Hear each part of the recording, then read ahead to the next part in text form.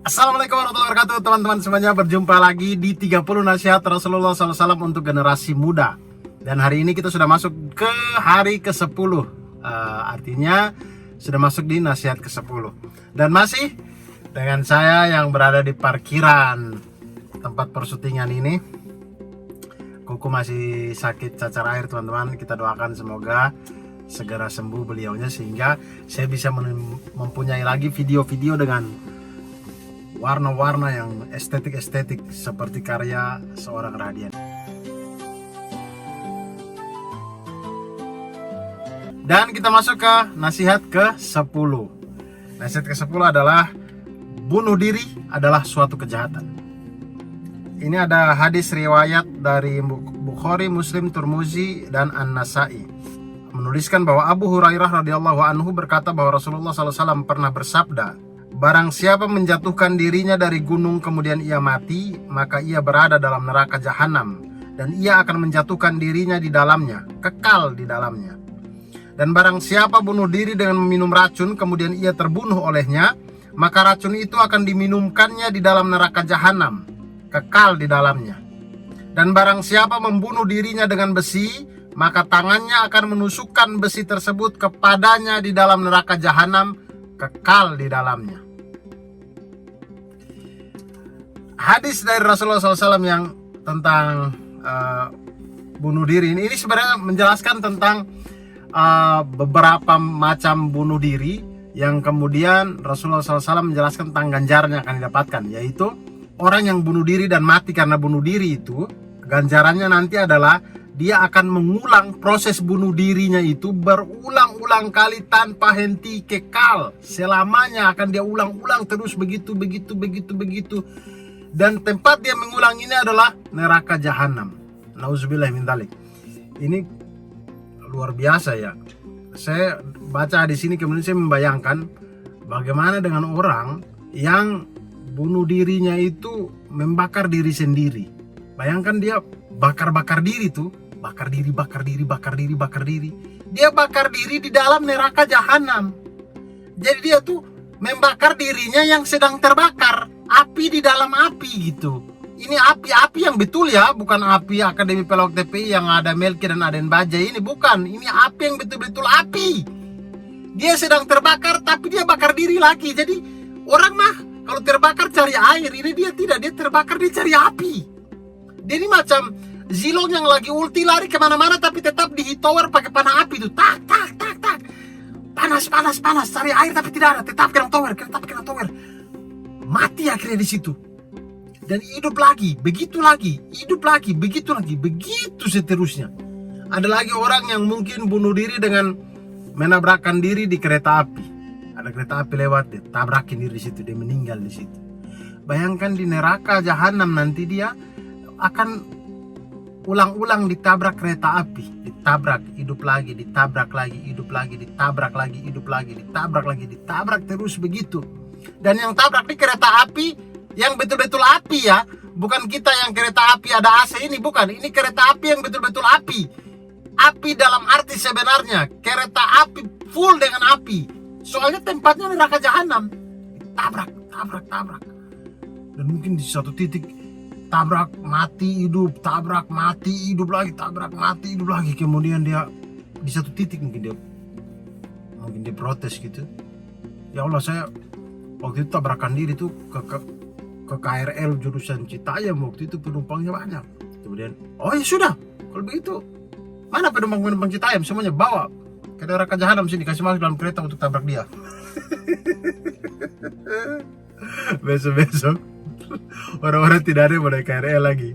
Begitu ada yang mau naik KRL, dia tanya ke masinis, Bapak masinis tolong pastikan ini sepanjang rel ini tidak ada orang yang mau bunuh diri.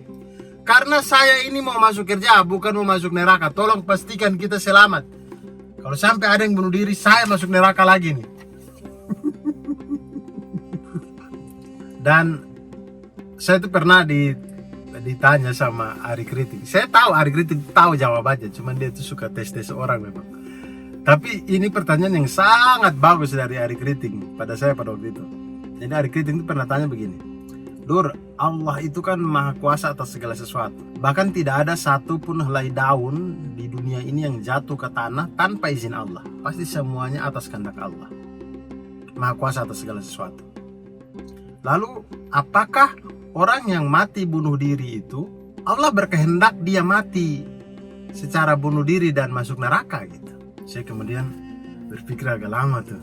Saya berpikir. Kemudian saya bilang, jawaban saya pada waktu itu adalah, dan jawaban saya masih sama sampai sekarang. Jawaban saya adalah iya. Allah berkehendak untuk dia mati secara bunuh diri dan kemudian dia masuk neraka.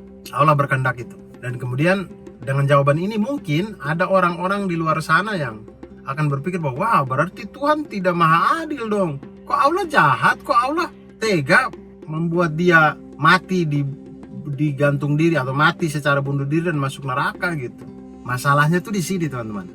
Kita ini ya sangat terbiasa untuk menggunakan otak kecil ini untuk menafsirkan kehendak Tuhan gitu. Kehendak Allah tuh coba kita tafsirkan dengan otak kecil yang babal ini gitu. Agak sulit teman-teman, sulit. Karena begini, saya kasih contoh nih gambarannya. Misalkan si A itu dia mati bunuh diri. Oke, pengetahuan kita tentang si A yang mati bunuh diri itu maksimal ya adalah dari saat dia lahir sampai dia mati dibunuh diri ini. Ini pengetahuan kita tentang si A, paling maksimal sudah. Nah, pengetahuan Allah tentang si A ini melebihi itu, mencakup hal-hal gaib yang kita tidak mampu untuk tahu itu. Allah itu bahkan tahu 1000 tahun setelah seandainya si A ini diselamatkan dari bunuh diri.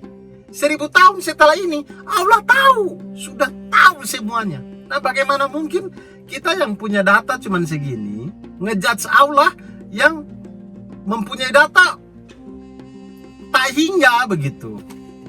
Tidak bisa. Kita tuh secara akademis tuh data kita tidak cukup untuk menarik kesimpulan. Jadi tidak bisa dengan data segini Anda mau sok-sok bilang Tuhan itu tidak adil. Ya datanya Tuhan tidak segini, datanya Tuhan tuh wah, tak hingganya tuh guys. Saya sudah pernah hitung itu dan melebihi apa yang bisa dipikirkan oleh otaknya manusia. Keagungan, kebesaran, kepandaian, kemaha besarnya Allah itu jauh melebihi apa yang bisa dipikirkan oleh otak manusia. Jadi teman-teman, jangan pernah putus asa dengan rahmat dari Allah Subhanahu wa taala. Dan satu hal lagi, takdir itu bisa disebut sebagai takdir ketika itu sudah terjadi. Ketika belum terjadi, segala sesuatu tidak bisa disebut takdir.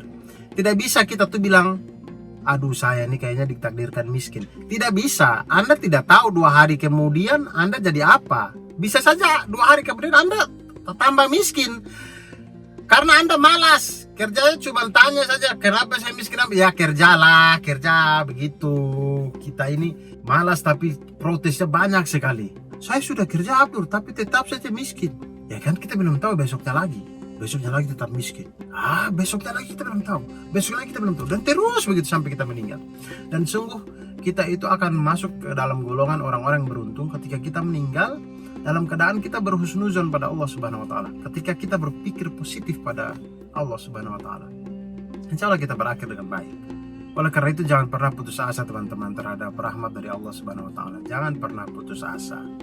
Kalau teman-teman ada masalah yang kayaknya aduh dunia ini kayaknya runtuh begitu ya, ada 2 hal yang biasa saya lakukan. Yang pertama, saya bercerita kepada Allah Subhanahu wa taala. Saya tahu Allah Subhanahu wa taala itu adalah maha tahu, paling tahu keadaan kita tanpa kita ceritakan. Tapi saya butuh proses bercerita kepada Allah itu. Jadi sehabis sholat tuh saya angkat tangan, saya berdoa, kemudian bercerita kepada Allah Subhanahu wa taala apa yang saya alami.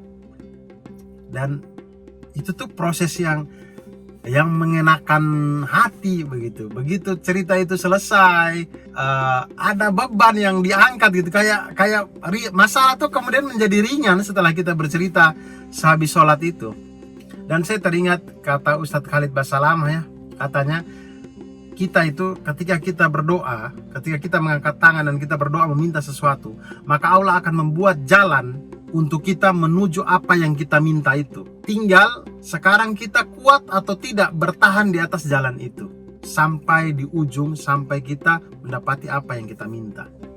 Jadi ketika kita minta, ya Allah, saya ingin menjadi penghafal Al-Quran, Allah bikin tuh jalannya.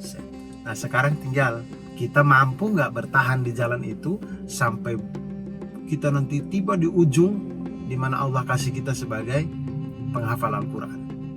Nah, hal yang kedua yang bisa membuat masalah terlihat lebih ringan, teman-teman, membaca atau mempelajari kisah-kisah orang-orang terdahulu.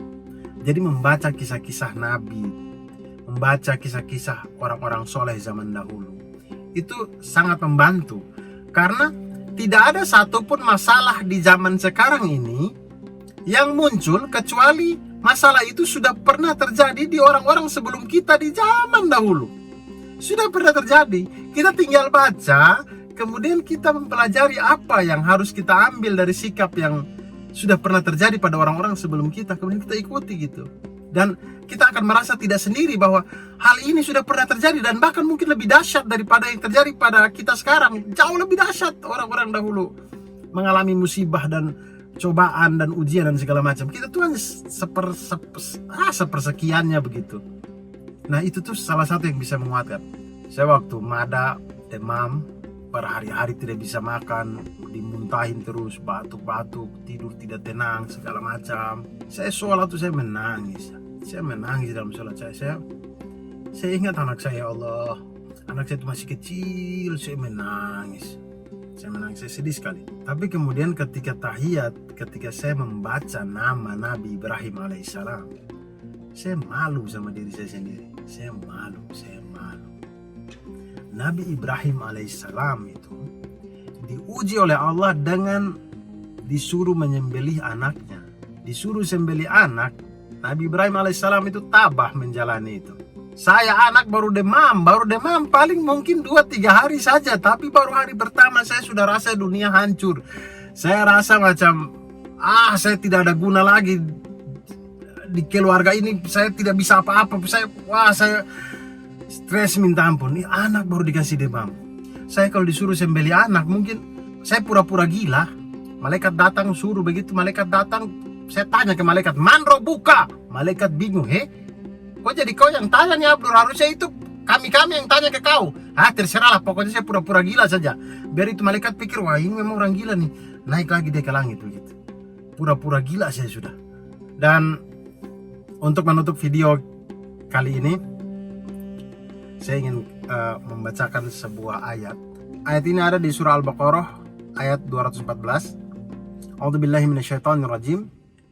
Am hasibtum an tadkhulul jannah? Apakah kamu mengira bahwa kamu akan masuk surga?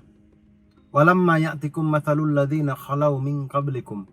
Padahal belum datang kepada kamu cobaan atau musibah yang sama yang menimpa orang-orang sebelum kamu. Masatsumul ba'sa wadh-dharra wa zulzilu. Mereka ditimpa oleh penderitaan, kemelaratan dan guncangan dari berbagai macam cobaan. Hatta yaqula rasul walladzina amanu ma'ahu. Sampai berkatalah Rasul dan orang-orang yang beriman di sebelahnya atau yang bersamanya. Mata nasrullah. Kapankah pertolongan Allah itu datang?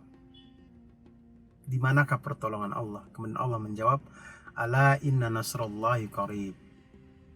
Ingatlah bahwa sesungguhnya pertolongan Allah itu dekat.